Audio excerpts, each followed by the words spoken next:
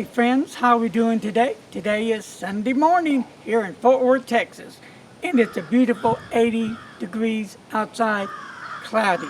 So, came outside to get a breath of fresh air and loving the sun and hanging out with nature and just being me. So, I'm going to do a review here in a minute on a very interesting pen. And I was looking at some possible dates for this pen. 96 to 2012. Now there's a whole lot of things going on with this pen, and it's been taking me quite a while to try to put everything together, and I still haven't fully put everything together, but I do want to go ahead and review it, let you know how I feel about the pen, what I like and what I don't really like about the pen. And I bought this pen from Big Bad Brad. And you can find him, Mr. Announcer, where? On eBay, simply AB Rustic Relics. So, and you can also check him out on Facebook. I believe he has a group going on there, but he's the Parker man. Brad and his wife have really done a tremendous job in bringing the vintage Parkers back from the grave, let's say, and sharing it with other Parker pen collectors, pen enthusiasts that, you know, like fountain pens, like vintage pens. So why don't we go inside to the pen room and let's get started on this, okay? Cool, here we go. Okay folks, I'm back inside the pen room. So here we have the pen in question. And I've held on to this pen for, I don't know, maybe a couple of months. I'm trying to find out the history about this pen. I have come up with different things said about the pen, but I'm just not comfortable as of yet to bring everything that I have found out about the pen. I want to make sure that all my ducks are in a row, that I've gotten everything straight. So I had to reach out to a friend of mine to make sure that I was correct in my findings of the pen. And like I said earlier about when the pen was made from 1996 to 2012, because the black with the stainless steel cap falls into that time frame when Parker Frontier came out. And right here on the cap it says Parker Frontier, and on the back of the cap it is made in USA, I believe. Let me make sure. Yeah. And it's got the code 1Y. Also, that will also help you get the information you need, I believe, on the year. So, as we go up the cap, the famous Parker arrow is clearly visible, and just a stunning clip. I've always been fascinated by the Parker arrow clip. It's just really just a cool looking clip. And there's not really anything going on the top of the cap. So we go down the barrel, and it kind of thins out there because it does post. So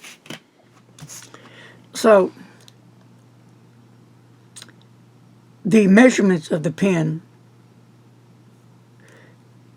capped, it's going to be 5.24 inches. Snap off cap, and it does post securely. And then when you post it, it posts at 5.81 inches. And the weight of the pen is 16.7 G's, give or take a little, because I have a little bit of ink left. I've been writing with this pen religiously. Not only does it look good, it's stylish, it's comfortable. To me, it's vintage, and it writes so well. As you go down the barrel, there's really no step off here, and it has a nice section right here, so that would accommodate all type of size of fingers. And on the grip, on the nib, it's a steel nib that has Parker on the nib. And let's look at the feed. And it does have an M here for medium. I don't know if you can see it or not. Tilt it this way. And put it down on the paper. Okay. You put some light on it? No. Okay. Okay, so that's the feed. And we can unscrew the barrel. And it came with a cartridge. Now this only uses the Parker cartridge or the Parker converters on the pen. So I still have a little bit of ink left to make it through the writing part of the review. Now let's go back to the cap. And this is the Weave XX.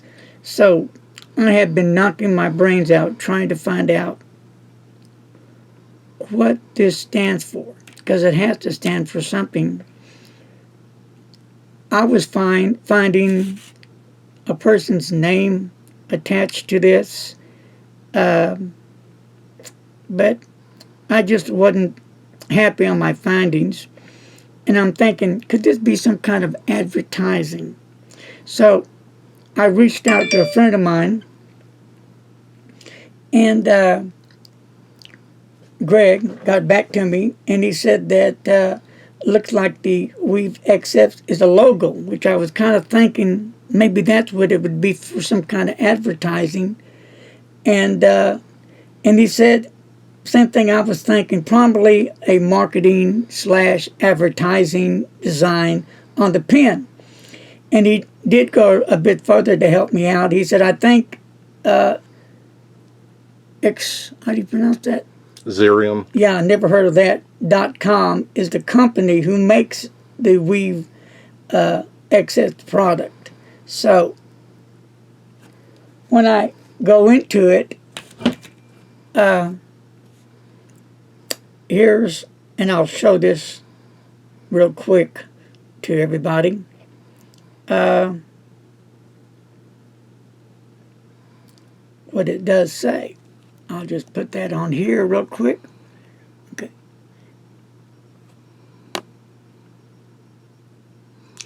Well, no, we can't read that. Can't read that? Okay. Well, what happens if you put 200 years of experience over 500 global patterns and around 3,300 employees in 30 locations together, write the best possible service for our global people and paper customers? So they have paper too, looks like. So that's interesting. And again, all you got to do to look that part up, you just go to, I'll spell it for you, xerium.com, and that'll take you to what I was reading, and you can find more details about it. I just want to show you some other pen comparisons to the Parker. Here is the Hero 007. It's about the same length, maybe a tad longer, but it's a slimline Chinese pen, the Hero. And here's an interesting pen. Again, about the same length. Doesn't have the girth or the actual shape of the Parker Frontier, but look at that clip. Kind of reminds you of the Parker, doesn't it? But this is the Bauer Chinese pen. Well, that'll wrap up that part. Onward we go. So back to the pen. A nice sturdy clip. And the most important part is that heart of the pen, the nib. So, let me get some paper out and we'll do a little bit of writing.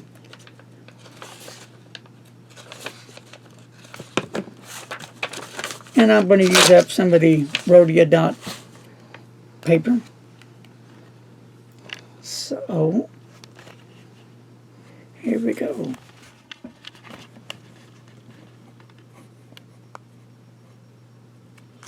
And this is the weave.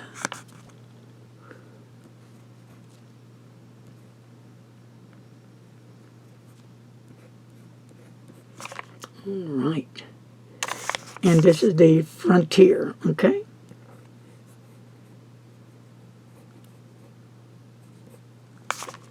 Very nice pen. As you can see, it writes really nice, smooth and wet. See that? Look at that. That's how I love my pens, just like that. And the majority of my Parkers that I get from AB Rustic Relics are like this. Now a little bit of writing.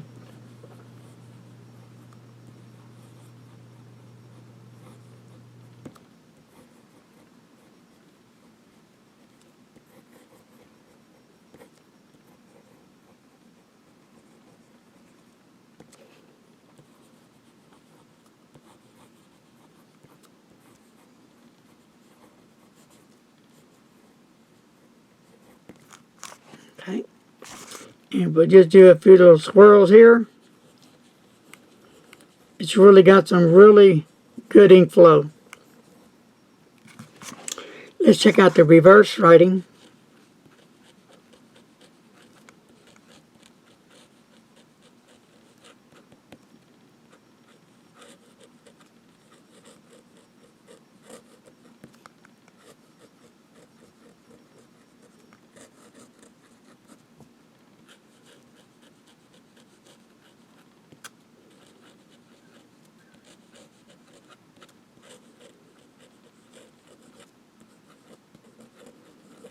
Okay, there you have it. You get a totally different line variation, more of a fine line there. So downstroke, no pressure whatsoever. And with a little bit of pressure, you might get just a little tab of different variation, but not much. Cross. So, one last time we'll do another wet test. This pen just lays down the ink and it's wet, wet, wet. So there you have it. So what attracts me to this pen? Well, pens that are made years ago is number one attraction. Second, the way the pen is shaped and the color of the pen. It's just a regular basic black with a stainless steel cap. But then you put that Parker arrow on it, it's a game changer for me. And it's a Parker Frontier. Really, for me, a stunning everyday carry. Anybody would really appreciate a fine writing instrument, then you can really appreciate a pen like this. No, it doesn't have all the bells and whistles that the modern fancy pens have, but back then it didn't need it. What is really important on a fountain pen, the most important of a fountain pen, in my opinion, is the nib. I've said that from day one. You know, if your nib just hadn't got that, what you're looking for, then you're going to have a very unhappy experience with your pen. And, you know, we don't want to have that. But when I grab this pen, I'm fired up. Great fountain pen, great writer. Looks great, feels great. So that's going to wrap up this review on the Parker Frontier. I hope you enjoyed the review and got something out of it. When I do gather more information, I will do an update on this pen. Very interesting fountain pen, to say the least. Well, that wraps it up, my friends. You stay safe out there. Keep them hands washed. And as always, don't text and drive. Peace out.